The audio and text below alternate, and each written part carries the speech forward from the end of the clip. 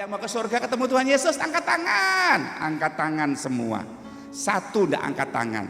Mungkin ndak dengar kali ya. Siapa yang mau ke surga? Kita bangkit berdiri. Berdiri semua, dia tetap duduk.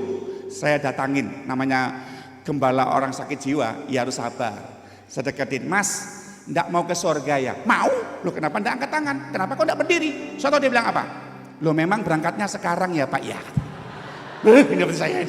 Tuhan kasih saya kesabaran. Kalau enggak saya bisa ikut gila ini Tuhan. Oh Tuhan kasih saya hikmat. Oh ini baru pendaftaran. Daftar dulu. Kalau enggak daftar, enggak usah ikut jiwa. Itu semua orang tuh begitu. Jangan pilih-pilih pelayanan.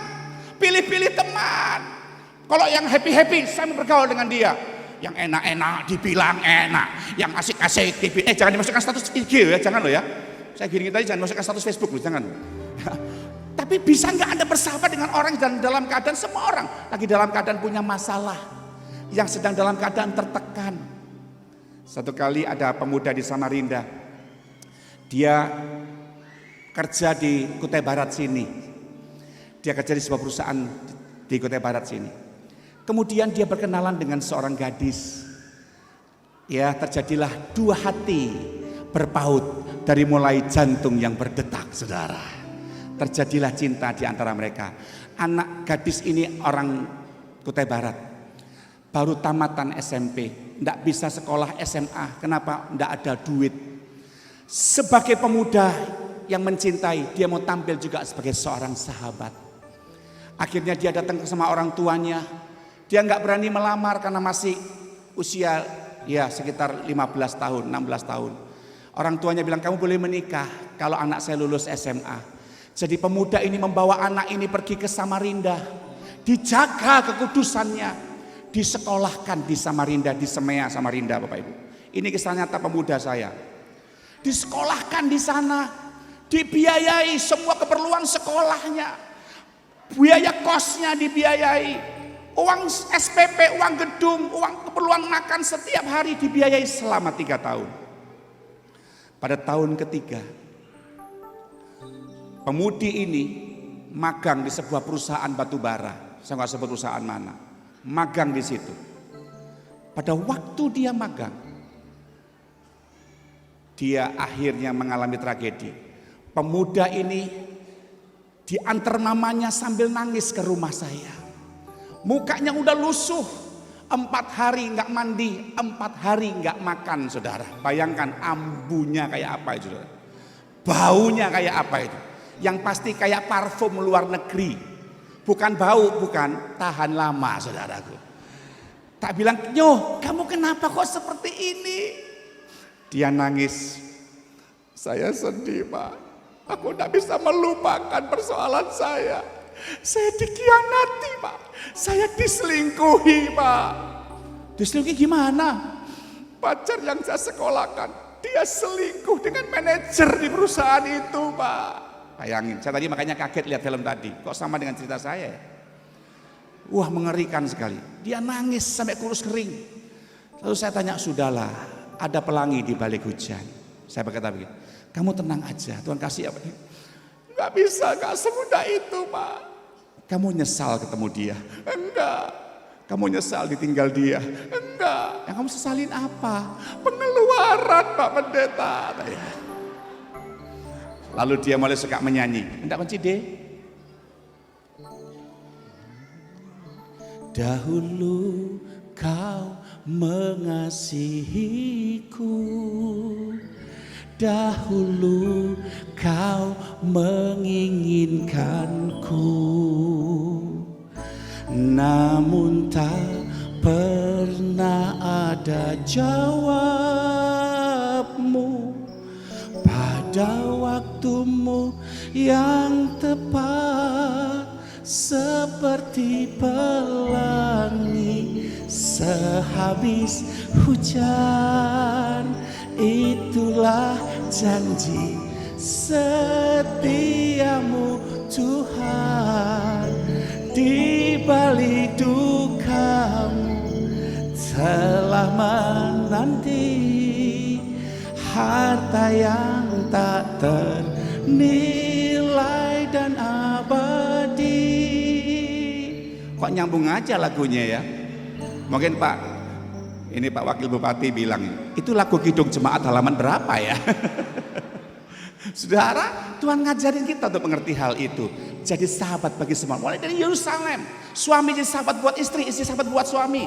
Orang tua jadi sahabat bagi anak, apalagi anaknya mulai remaja. Anak bisa menjadi sahabat bagi orang tua. Itu penting kekasih Tuhan. Untuk apa? Dari Yerusalem, Judea, itu bicara teman-teman kita, kerabat kita. Samaria, satu barong tongkok. Jadi sahabat saudara, tanpa pandang bulu, golongan, ras, dan permasalahan mereka. Kita mau jadi sahabat mereka. Sehingga mereka bisa melihat anugerah Tuhan yang luar biasa. Yesus melakukan hal itu luar biasa Bapak Ibu. Dan yang luar biasa lagi, apa Pak yang saya buat ketika saya menjadi seorang sahabat? Sederhana, gak usah baca ayatnya. Lukas 10 ayat 30. Apa Pak Pendeta kalau saya sudah menjadi sahabat bagi seseorang? Apa yang saya lakukan? Sederhana, seorang sahabat itu cuma satu, peduli. Sama seperti Yesus peduli dengan kita. Dia peduli atas keterpurukanmu. Dia peduli atas semua kutuk yang pernah kita terima karena dosa leluhur kita. Dia peduli atas sakit penyakitmu sampai dia tergentang di kayu salib dan berkata, Bapa ampunilah mereka. Dan hari itu juga semua sakit penyakit penderitaan kita ditanggung di atas kayu salib oleh karena kuasa bilur-bilur Tuhan Yesus. Kenapa? Karena peduli.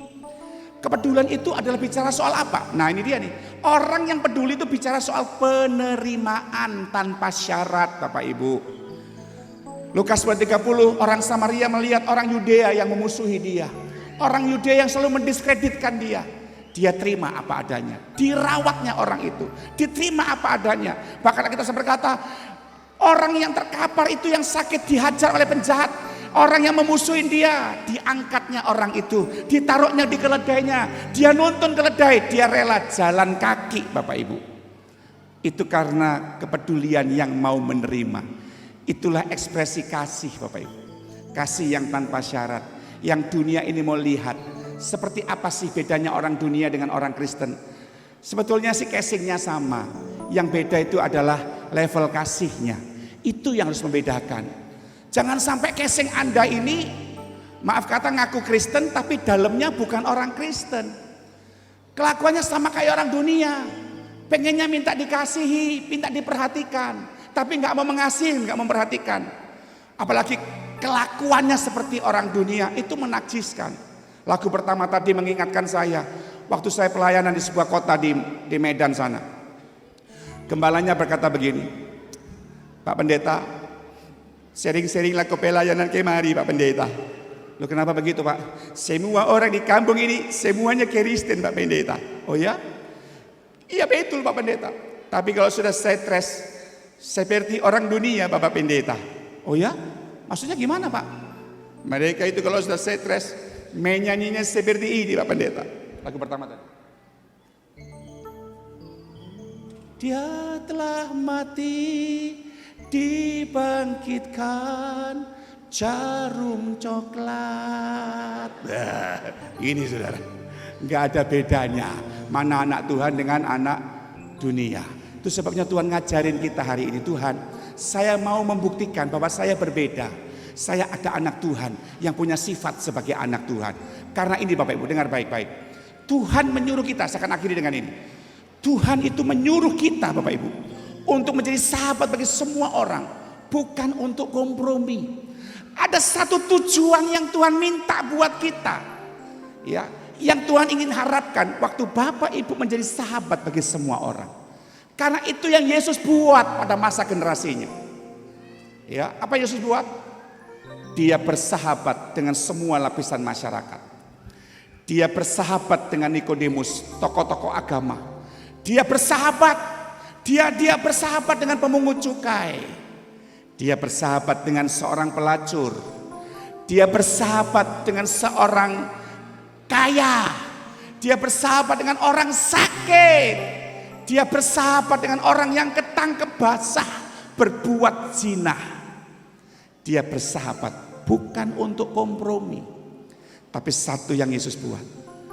Dia bersahabat dengan mereka dengan satu maksud, supaya mereka berubah dan mengalami lawatan Tuhan.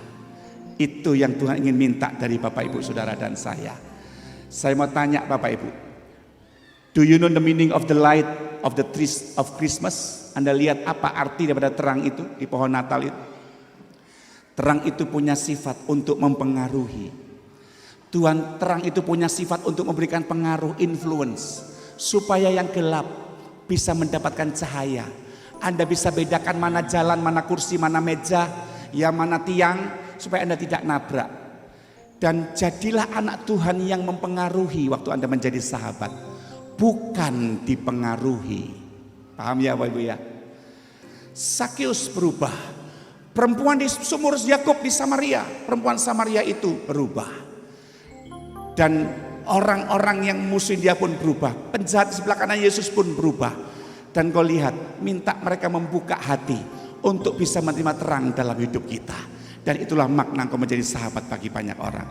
Sudahkah hidupmu mempengaruhi orang? Ibu-ibu, sudahkah ibu-ibu ini mempengaruhi suaminya untuk makin cinta Tuhan?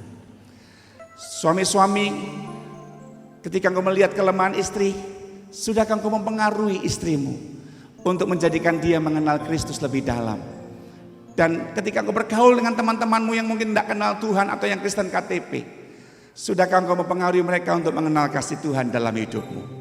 Tuhan tidak melarang Anda berteman atau bersahabat dengan banyak orang, tapi yang Tuhan mau adalah apa hasil dari pertemananmu?